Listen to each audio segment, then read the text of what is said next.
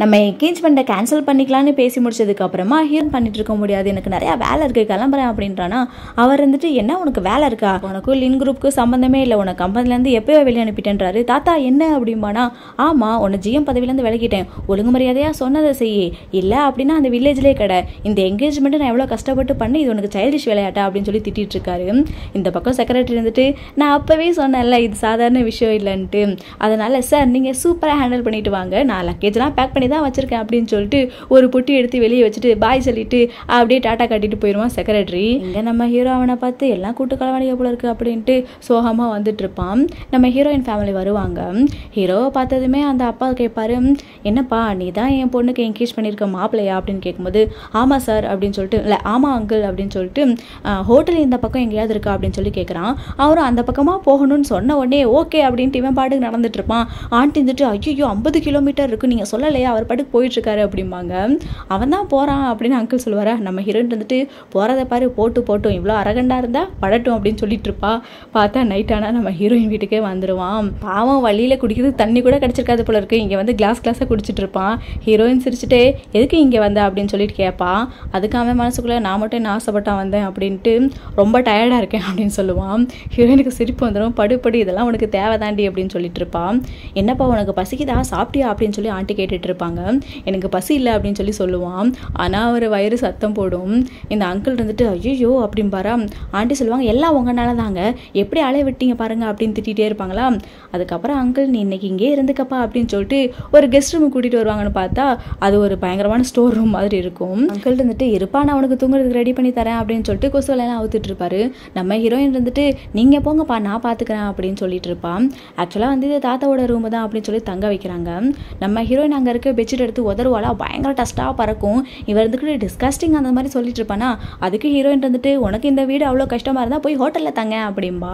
அவர் இருந்துக்கிட்டு உங்கள் அம்மா அப்பாலாம் ரொம்ப அன்பாக தான் கூப்பிடுறாங்க, உனக்கு ஹாப்பியே இல்லை போல இருக்கே அப்படின்ற மாதிரி கேட்பான்.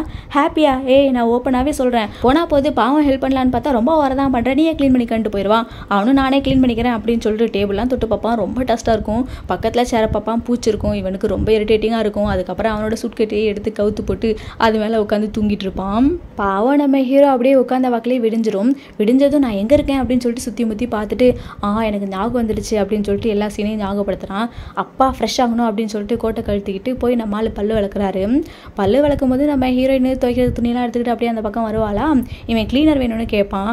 அவர் இருந்துக்கிட்டு சோப்பை தூக்கி கொடுப்பான். வாங்க மாட்டானா, இப்படியா அப்படின்ற மாதிரி ஒரு மாதிரி பார்ப்பான், தூக்கி வீசிடுவான். இந்த பக்கம் நம்ம ஹீரோயினோட அம்மா அப்பா அப்படியே சண்டை போட்டே வருவாங்களா.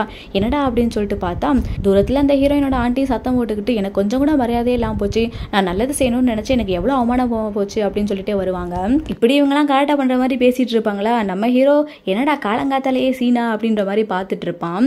அந்த ஆண்டி சொல்லிட்டு இருப்பாங்க எவ்வளோ கஷ்டப்பட்டு இப்படி ஒரு திறமையான ஒரு நல்ல மாப்பிள்ளையை உங்களுக்கு கொண்டாந்து வச்சா நீங்கள் என்ன இப்படி பண்ணிட்டு இருக்கீங்கன்னு கேட்கும்போது அந்த அம்மா இருந்துட்டு சொல்லுவாங்க என்னது நல்ல மாப்பிள்ளையா, என் பொண்ணு யாருன்னு தெரியுமில்ல, டாப்பரு, யூனிவர்சிட்டி டாப்பரு, அவளுக்கு போய் இப்படி ஒரு பையனா அப்படின்னு கேட்ட உடனே அவங்க இருந்துட்டு இருப்பான்.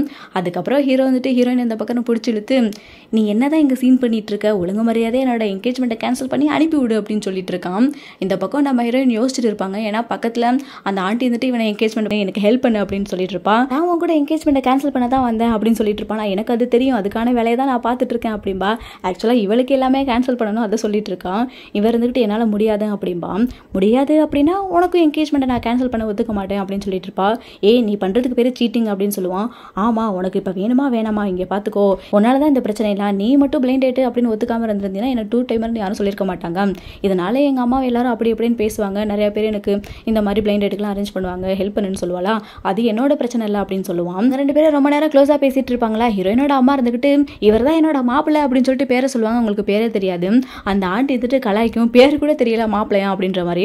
உடனே நம்ம ஹீரோ வந்துட்டு ஓகே நான் உனக்கு ஹெல்ப் பண்ணுறேன்னு சொல்லிட்டு நம்ம ஹீரோயின் தோல் மேலே அப்படியே கையை போட்டு என் பேர் லின்னு, நான் இவளோட ஃபியான்ஸ், எங்கள் 2 பேருக்கு என்கேஜ்மெண்ட் நடந்தது உண்மைதான், ஆக்சுவலாக பிளைண்ட் டேட்டுக்கு அரேஞ்ச் பண்ணது எங்களுக்குள்ள ஒரு மிஸ் அண்டர்ஸ்டாண்டிங்கு, இப்போ தான் தெரிஞ்சிருச்சுல்ல, ஆக்சுவலாக ஷீ இஸ் மைன், அதனால் இனிமேட்டுக்கு யாரும் இவளுக்கு பிளைண்ட் டேட்லாம் அரேஞ்ச் பண்ண வேண்டாம் அப்படின்னு சொல்லிட்டு இந்த பக்கம் ஹீரோயின்ட்ட நான் சொன்னதை பண்ணிட்டேன், அதனால் இன்றைக்கே என்கேஜ்மெண்ட்டை கேன்சல் பண்ணிரும்பா. அவள் முடியாது அப்படின்பா. அப்போ 1 வீக் அப்படின்பா. அதெல்லாம் முடியாது அப்படின்பா. ஏன்னா இதெல்லாம் வாய்ப்பே இல்லை அப்படின்னு சொல்லிட்டு இருப்பாளாம். அப்போ இவர் வந்துட்டு நீ ரொம்ப தான் பண்ணிட்டு இருக்க, எல்லாம் பண்ணலாம்னு நினைக்காத, சரி 1 மாதம் அப்படிங்கும்போது அப்போ இருந்துட்டு மோர் ஓவர் 1.5 மாதம், அப்போ தான் இங்கே இருக்கவங்களாம் நம்புவாங்க அப்படின்ற மாதிரி ஹீரோயின் சொல்லிட்டு இருக்கா. ஓகே நீ சொன்னதுக்கு நானும் டீலு, நான் சொன்ன மாதிரி நீ என்கேஜ்மெண்ட்டை கேன்சல் பண்ணிடு அப்படின்னு அவனும் பண்ணணும்னு சொல்லிட்டு இருக்கான்.